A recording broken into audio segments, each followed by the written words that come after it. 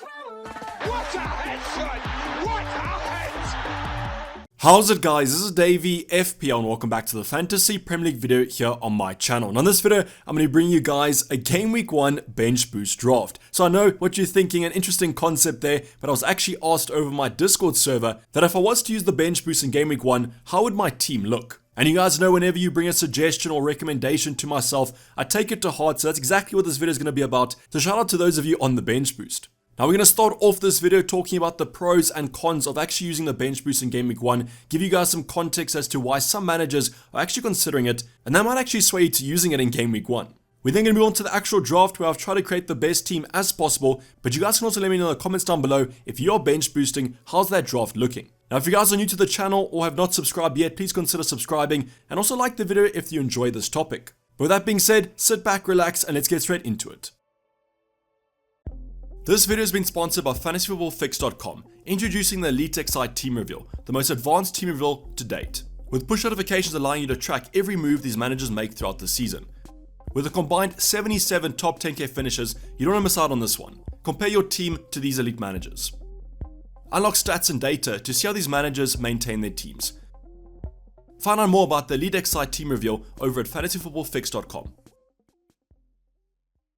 Now the first talking point to go over is giving the context behind this decision and the pros and cons about it. So bench boosting in Game Week 1 has been relevant in the prior seasons, but definitely last season was where it really kicked off, gained some traction, and the reasons for that is as follows. So you guys know how I absolutely love a bench boost plus a wildcard combination. Wildcarding into a bench boost, it allows you to get the best bench as possible, the best starting 11 as possible, and that's exactly what we have in Game Week 1. So before Game Week 1, we practically have unlimited transfers, a free wildcard you could say, and that's why the team in Game Week 1 could actually be really strong on your bench and your starting 11. Now the other reason is that most people actually generally don't like the bench boost. I think if FPL had to put a survey out of what chip to remove, I think the bench boost will be on top of most people's lists, as it can actually be quite annoying depending on when you play it. Let's take my own team for example. You guys know I like to use the bench booster on the double game weeks. Those doubles usually come at the latter stages of a season, and therefore when you wildcard into a bench boost or just use the bench boost in general, you have to keep that value on your bench for the foreseeable future. Now there's lots of kind of talking points around price points. We can start off this season, the players might be relatively cheap. We might have some bench fodder players that start and are cheap, but throughout the season they do gain price, and therefore when you buy them later on, they might be more expensive. But a counter to that is that we have more team value at the end of the day towards the latter stages of the season, so I don't really think that that's too much of a point.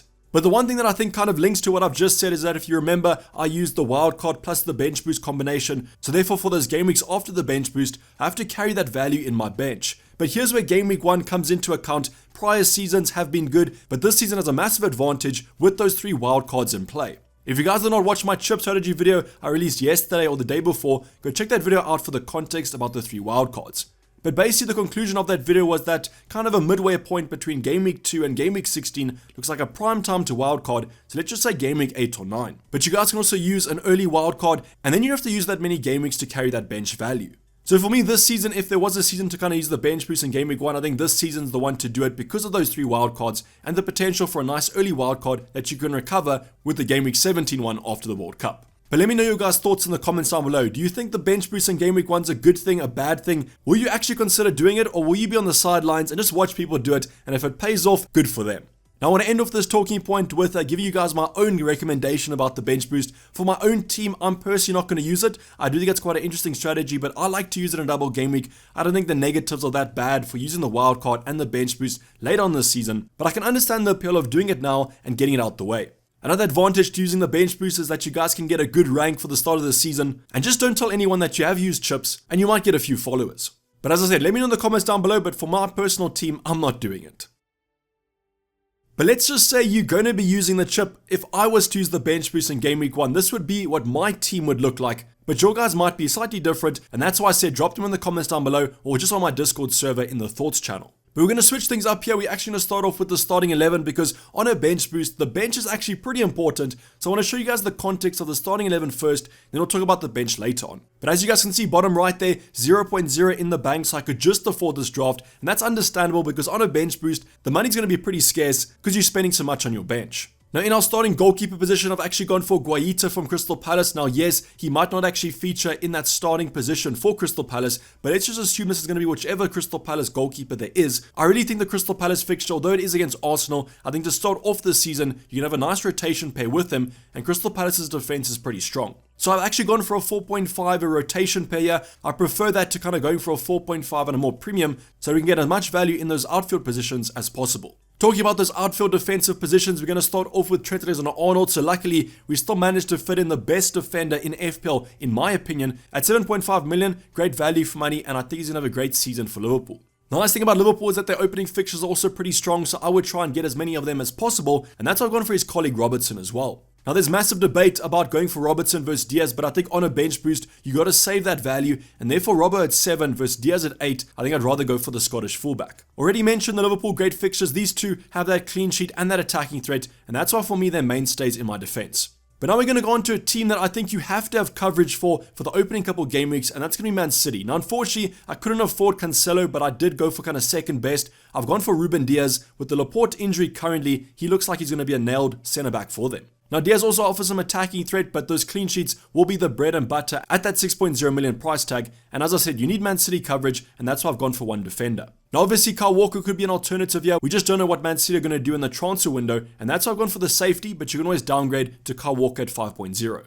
Talking about 5.0 defenders, I've now gone for Zinchenko. Yet again, apologies for the bad Photoshop here, but Zinchenko is a great asset in FPL as long as he does play, and that's how I want to see the rest of Arsenal's preseason to make sure Arteta's going to start him. But if he does start, left back, right back, or in midfield, great value at that price point, and I do like the Arsenal fixtures coming up. So overall, you guys can see the defense is pretty strong. Yes, we have a 4.5 goalkeeper, but goalkeepers generally are pretty strong no matter what the price point is going to be. So I'm actually really happy with this defense. The only defender that you're kind of missing is going to be a Chelsea one, a Reece James, a Chilwell, that sort of thing. But I do still think they might be finding their feet with those centre-backs that are coming in and also departing. There's also a few question marks about Azpilicueta and Alonso, but they might have departed the club as you guys are watching this video, but that's why I've gone for more safety options.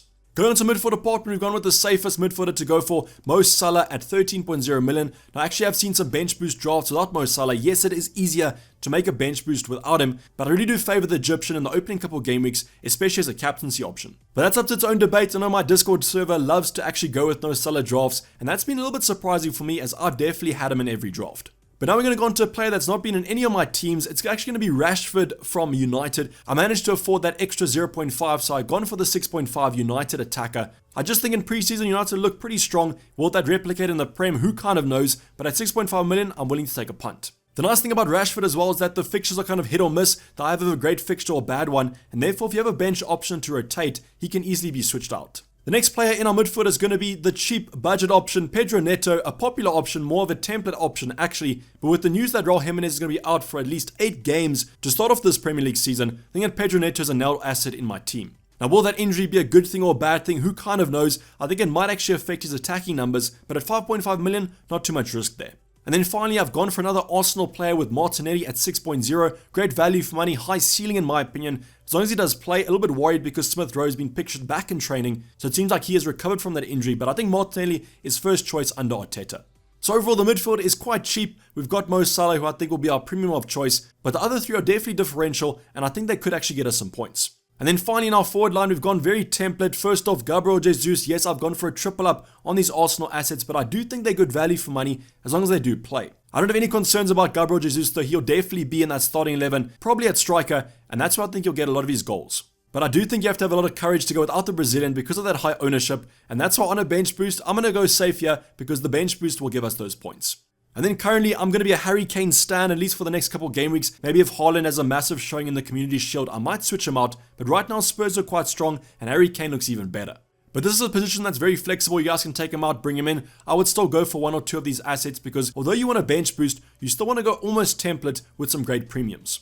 So in terms of the starting 11, I'm pretty happy with this. If this was going to be my starting 11 going into the next season, I would be pretty happy. And this hasn't even taken into account the fact that our bench is pretty strong. So talking about that bench, the suspension is absolutely killing you, I know, but in terms of our goalkeeper on our bench, it's going to be Meslier at 4.5. Now the reason for this is that I don't like the Sanchez fixture against United in game week 1, and I just worry about that Brighton defense a little bit. Now Meslier is definitely not from one of the best defenses in the Prem. Leeds are probably one of the worst, but I am kind of backing that opening couple fixtures for Leeds. This is more of a punt because in game week 1, if Leeds look absolutely terrible, then at least Guaita can play most of your games. We're then going to move on to Bailey from Aston Villa, a great asset at 5.0 million. Now the reason I've gone for him on my bench, yes he's cheap, 5.0 million, might be a little bit better than those other more expensive options, but you only kind of need him for the opening run, and that's why I think Stevie G will play him, and then if he does have a bad performance and gets dropped, at least you can just put him on your bench. So between a 4.5 midfielder and a 5.0 midfielder, not too much risk there on the bench, and that's why I do like him. We're then going to go on to our cheap as chips defender, Neko Williams at 4.0 million. Relatively good fixtures with Nottingham Forest, however, they are a newly promoted side, so not really banking on too many clean sheets. But what I like about Neko is that he is quite attacking, so even if they don't get a clean sheet, he could also get an assist or a goal, and that's why I do like him at that price point. But you guys could also go for Patterson from Everton. We spoke about him in the differential draft. I think between him and Neko Williams, both will start this season. It just depends on who you prefer. And then finally go into our forward department, and this was really where I had a lot of decisions to make, just simply because I don't really like any of the 5.5, 5.0 strikers. Yes, you do have an Undav, but I mean, he's unproven with that Brighton attack, and that's why I had to stretch the budget slightly to go for a 6.0 striker in Mbumo. So Mbumo newly classified from a midfielder to a forward. Brentford's fixtures are quite nice in the upcoming games. Yes, game week 1 might not be that nice, but I just think I kind of trust him to at least hit the post once in a while. But there are some other options. I would say the options above him look slightly better. If you guys can maybe stretch like a 7 mil, then that's really where you hit the sweet spot. But unfortunately, I wasn't willing to jeopardize those funds in my starting 11. But overall, yes, the bench does not look amazing, but this is going to be game week 1. There will be some surprises, and I think you just need 1 or 2 returns for this to be quite worth it. So before we wrap up this draft, I want to show you guys the fixtures for each of these players. I think that'll give you a little bit of context into this bench boost team. So as you guys can see on screen right now, we do have some fixtures. We have players playing each other, such as a Guaita playing Martinetti and a Jesus. I'm just hoping that Jesus and Martinetti get some returns there, because a Guaita clean sheet might be quite not worth it. But otherwise, the Liverpool triple up, Fulham away. We then have Diaz with a West Ham away, which isn't the best fixture in the world. And we're really going to need Arsenal to do the goods against Crystal Palace. Rashford and Netto have relatively good fixtures, as well as Harry Kane, probably one of the standout fixtures in game week 1. So I think the starting 11 has the potential to get you some points. But then moving on to the bench, Meslier has Wolves away, a team that was struggling last season. Will they this season? I guess we have Netto versus Meslier in that regard. We have Bailey against Bournemouth, which I think is a great fixture. Neko Williams against Newcastle, who kind of knows what's going to happen there. Then finally Mbumo against Leicester, who last season were pretty bad defensively, but who knows this season. But overall, in terms of the bench boost, I would bench boost this bench just because I think the fixtures look pretty strong there, and I can actually see 1 or 2 returns. But you guys can leave in the comments down below, roast me, say it's a bad draft, say it's a good draft, whatever you want to. But if you are bench boosting, let me know what you guys are dealing with down below. But this is basically wrap up the video, guys. Hopefully you did enjoy it. Please don't forget to like if you did, and subscribe if you haven't subscribed yet. Tons of content coming up for the final week before the deadline come Friday, so make sure that you are subscribed and turn the notification bell on. But I'm your son, it's been Dayvy FPL, and I'm out. Cheers, bye.